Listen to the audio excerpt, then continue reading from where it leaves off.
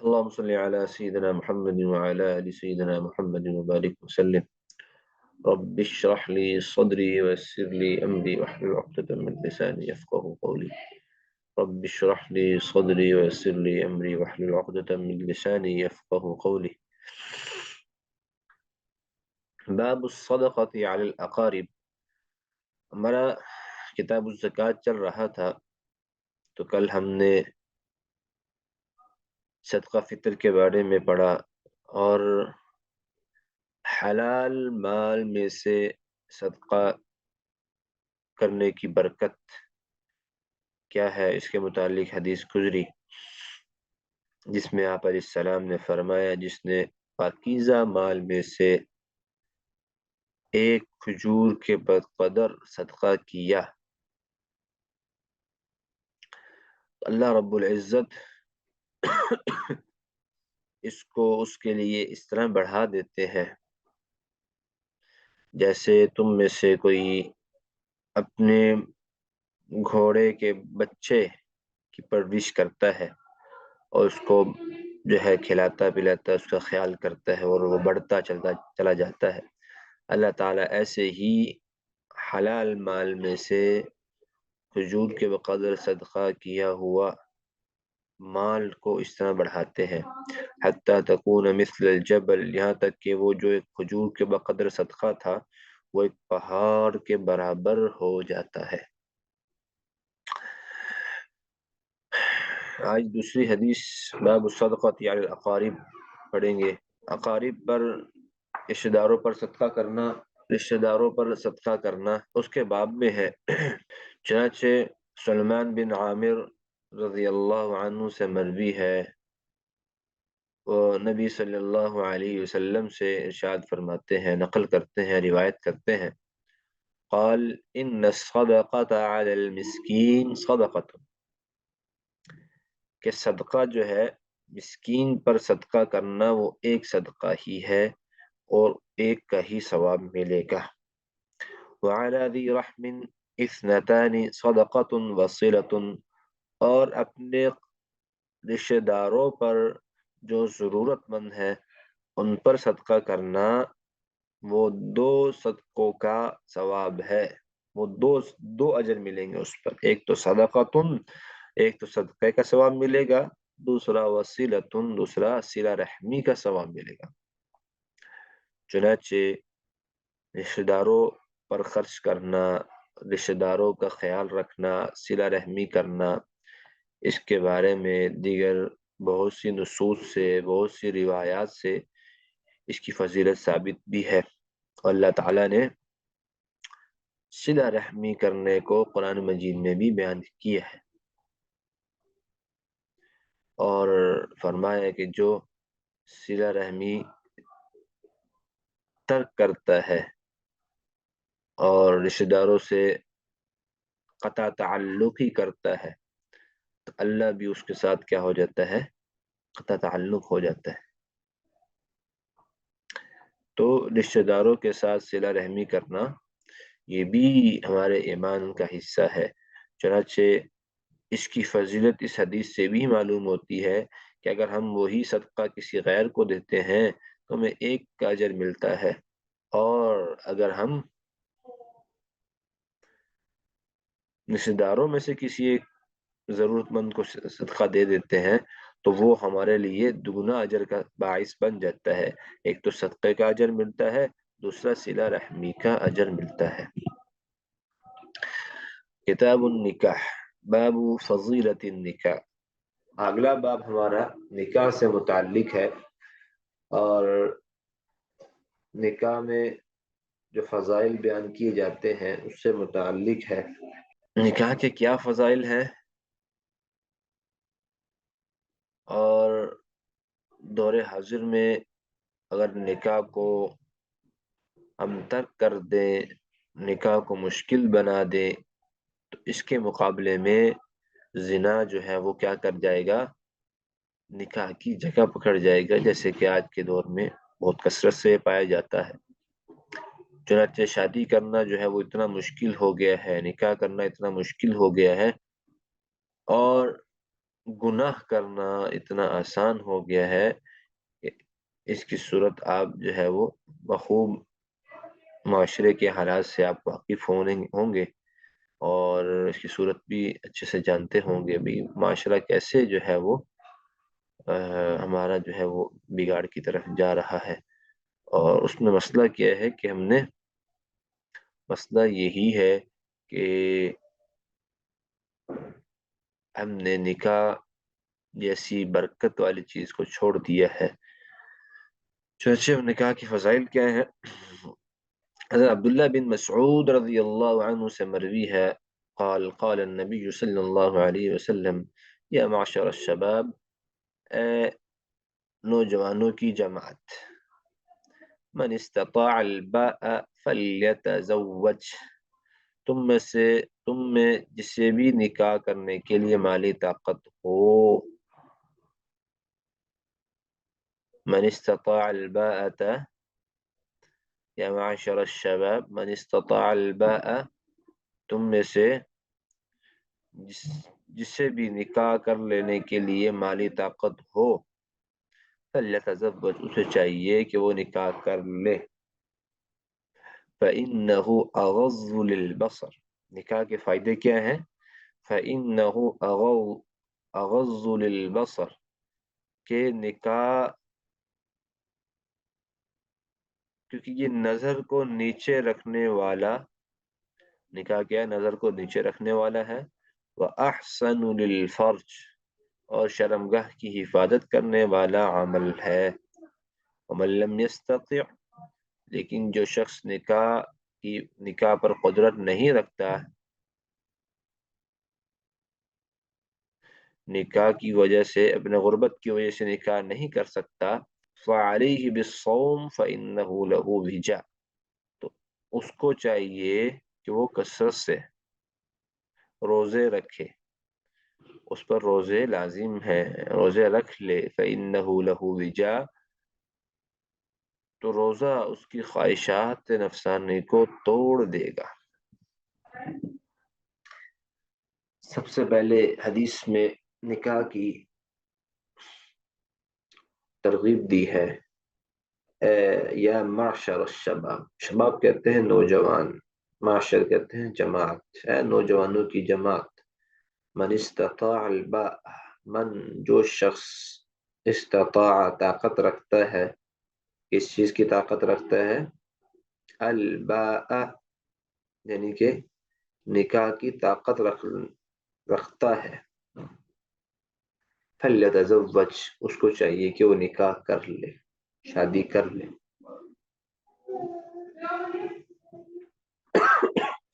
चुनांचे आज के दौर में हम देखते हैं बहुत से लोग माली एतबार से बहुत अच्छे होते हैं और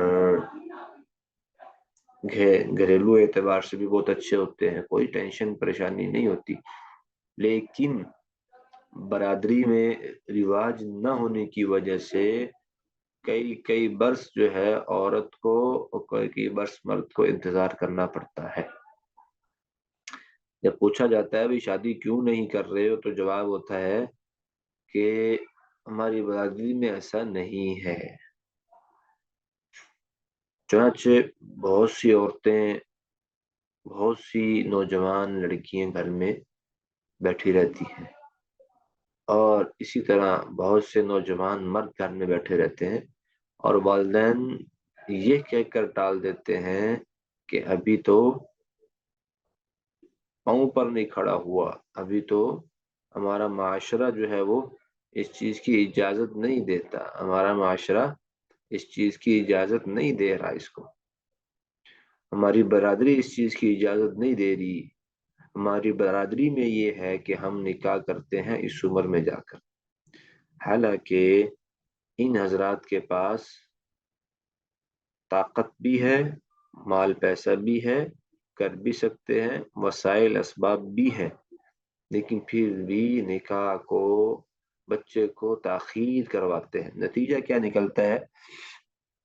जाहिर बात है, आप हजरात के इल्म में है, निकाह जो है, इंसान एक जिन्स है, औरत दूसरी जिन्स है, और الجنس یمیل الی الجنس، جنس جنس کی طرف مائل ہوتی ہے، اس سے کوئی نہیں روک سکتا، چاہے وہ جتنا بڑا بزرگ ہو، کتنا بڑا ولی ہو، وہ بھی جنس کی طرف مائل ہوگا، چاہے وہ جو ہے کسی بھی پوسٹ پر ہو، کیسا بھی شخص ہو، اگر انسانیت ہے اس کے اندر، انسان کا نام، انسان کی تعریف اس پر آتی ہے، تو وہ جنس کی طرف مائل ہوگا، وہ جنس کی طرف مائل ہوگا۔ چنانچہ جب ضرورت پیدا ہوتی ہے اب اسے تاخیر کرنا، تو معاشرے میں اس سے بگاڑ پیدا ہوتا ہے، معاشرے میں اس سے بگاڑ پیدا ہوتا ہے۔ بگاڑ کیا پیدا ہوتا ہے؟ مرد کو شادی کی ضرورت ہے، اپنے ہم سفر کی ضرورت ہے، لیکن تاخیر کی وجہ سے وہ وجہ من الوجوہ کوئی بھی وجہ ہو سکتی ہے، یعنی میں اس طبقے کی بات کر رہا ہوں جو مالی استعداد رکھتے ہیں، تو برادری کی وجہ سے اور جو ہے وہ معاشرے کی وجہ سے نکاح نہیں کرتے، جس کی وجہ سے وہ مرد جو اپنی جوانی کے عروج پر ہے، عورت جو جوانی کے عروج پر ہے، تو وہ لامحالہ طور پر اپنی خواہشات کو اگرچہ چھپائے بیٹھتے ہیں، لیکن پھر بھی ایک میلان تو ہوتا ہے ان کا، چنانچہ جس کی وجہ سے معاشرے میں فساد برپا ہونے کا زیادہ امکان ہوتا ہے۔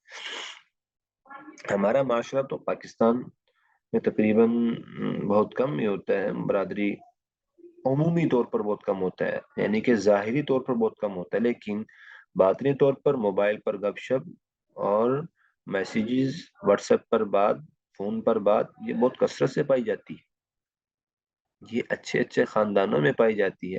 وجہ یہ ہوتی ہے کہ بچے کو اب ضرورت ہے کہ اس کا ہم سفر ہو، عورت کو، بچی کو ضرورت ہے کہ اس کا کوئی ساتھی ہو جو زندگی میں اس کو ساتھ دے، ساتھ لے کر چلے، کیونکہ جنس ہے، جنس جنس کی طرف مائل ہوتی ہے۔ چنانچہ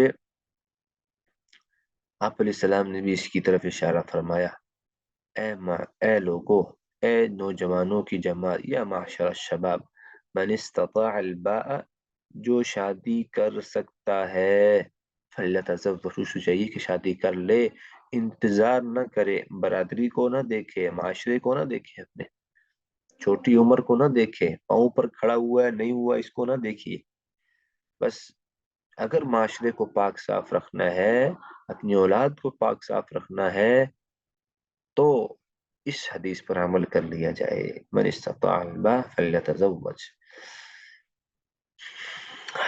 جو شادی کی طاقت رکھتا ہے وہ کر لے، فإنه أغض للبصر، شادی سے کیا فائدہ ایسے حاصل ہوتے ہیں، نکاح سے کیا ملتا ہے کہ نظر جھک جاتی ہے، ایک دیکھنے والا، ایک مرکز، ایک جہت اس کو مل جاتی ہے جس کو دیکھنا ہوتا ہے شادی کے بعد، اس کی بیوی اس کے سامنے حلال ہو جاتی ہے، تو اس کو دیکھ لیتا ہے اگر شادی کر لے، اگر شادی نہیں کرتا پھر بھی آنکھوں کی حوث انسان جنس ہے پوری کرنی ہے، تو جب نکاح نہیں ہوتا تو جنس حلال چیز کی طرف پھر انسان نہیں دیکھتا، پھر جو ہے نا حرام چیز کی طرف دیکھتا ہے، یعنی پھر غیر محرم پر نظر اٹھتی ہے، تو جب نکاح ہو جاتا ہے تو اپنی کو ہی دیکھتا ہے، اغض للبصر، نظر کو نیچے کر دیتی ہے اس کی، اور اس کی شرمگاہ محفوظ ہو جاتی ہے، اس کی شرمگاہ محفوظ ہو جاتی ہے۔ چنانچہ یہ صورتیں حدیث بیان کر رہی ہے، فوائد بیان کر رہی ہے، حدیث کہتی ہے کہ اگر استطاعت کے باوجود وہ شادی نہ کرے تو اس کی نظر اس کے اختیار میں نہیں رہتی، اس کی شرمگاہ اس کے اختیار میں نہیں رہتی۔ سبحان اللہ، کیا ہی عمدہ بات کر دی ہے آپ علیہ السلام نے، کیا ہی عمدہ بات کی ہے۔ دیکھیں نا، ہمارا معاشرے میں 2 سے 3 طبقات کے لوگ ہیں، ایک وہ طبقہ ہے جن کے اوپر استعداد بھی ہے، مالی اسباب بھی ہے، سب کچھ ہے، سب کچھ ہے، لیکن پھر شادی سے تاخیر کرتے ہیں، اس طرح کا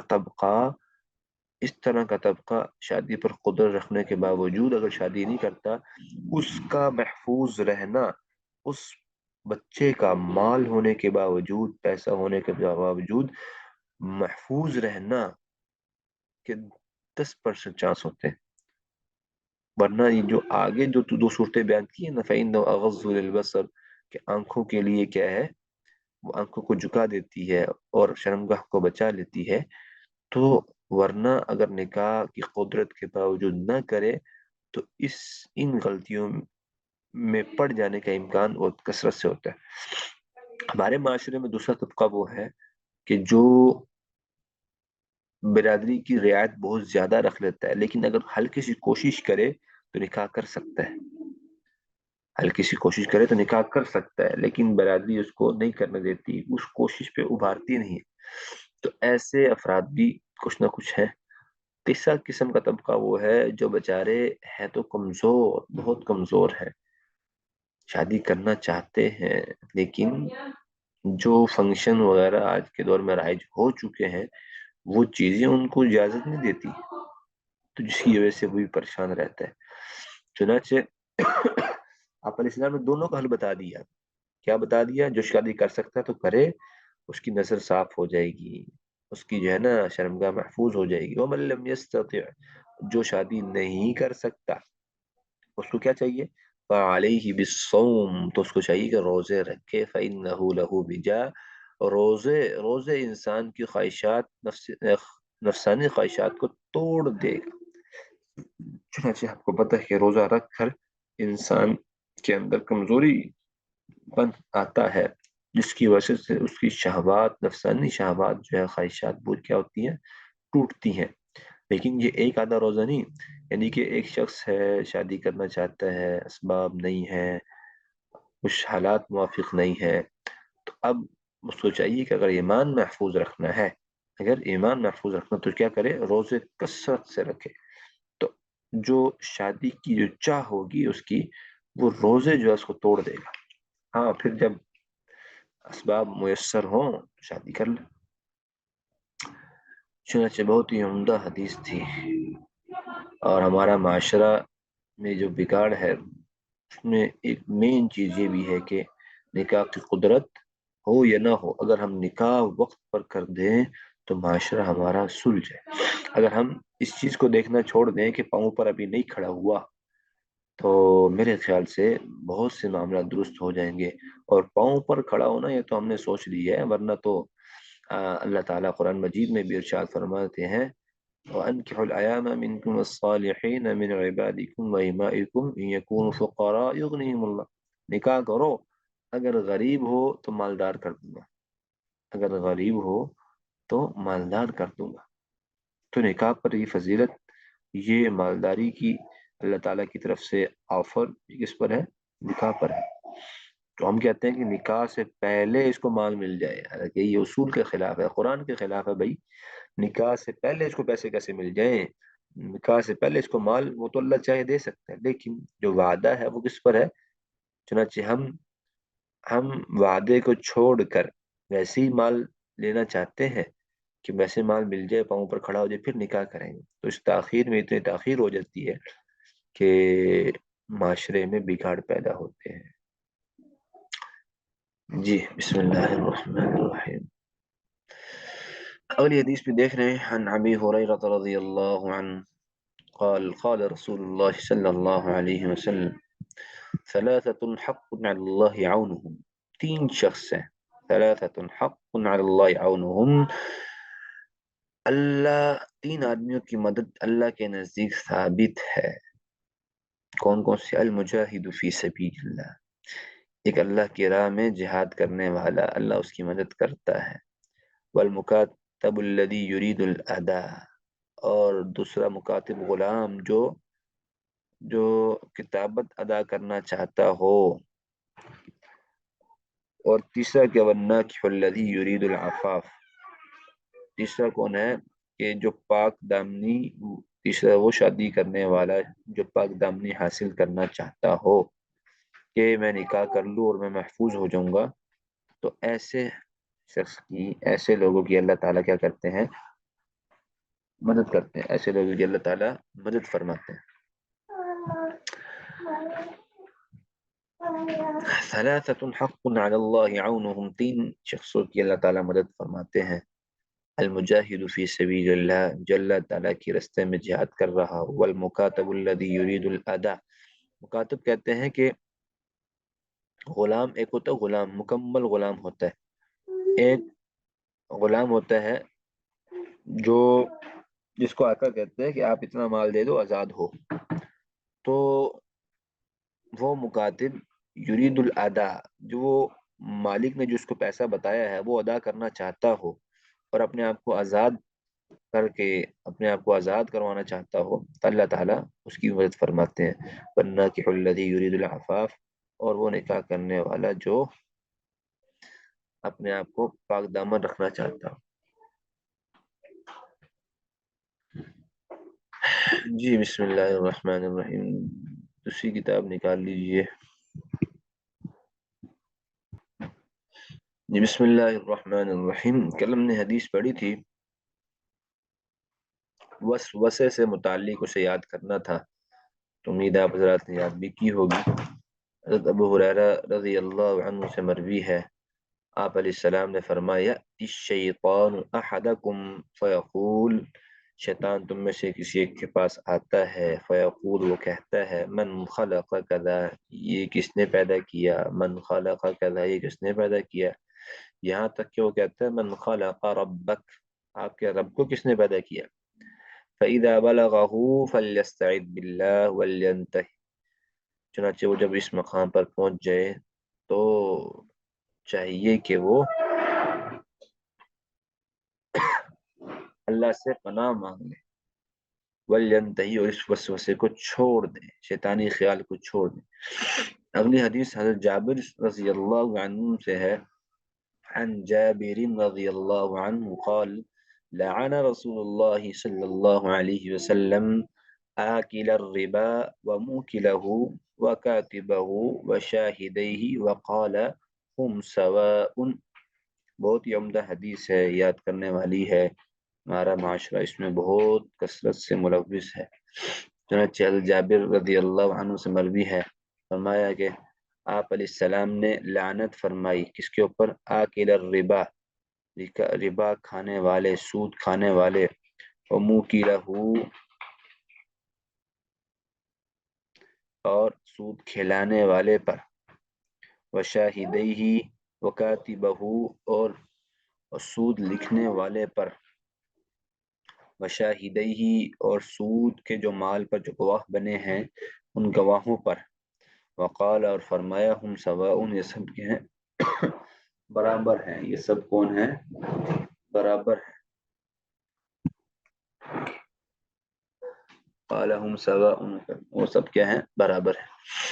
دوبارہ سن لیجیے. عن ابی ہریرہ رضی اللہ عنہ قال لعن رسول اللہ صلی اللہ علیہ وسلم آکل الربا وموکلہ، آکل مانا کھانے والا، الربا سود کو، موکلہ کھلانے والا سود، وکاتبہ سود لکھنے والا، وشاہدیہ، اور گواہ، سود پر گواہ ہو.